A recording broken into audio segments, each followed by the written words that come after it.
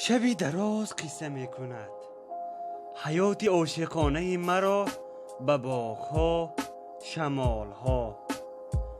درون سینه‌ام دوباره زنده می کند خمار مرده را خیال‌ها. نه از بهار شکوه می کنم، نه از خزان، نه از کمال حسن تو، نه از زوال خویش.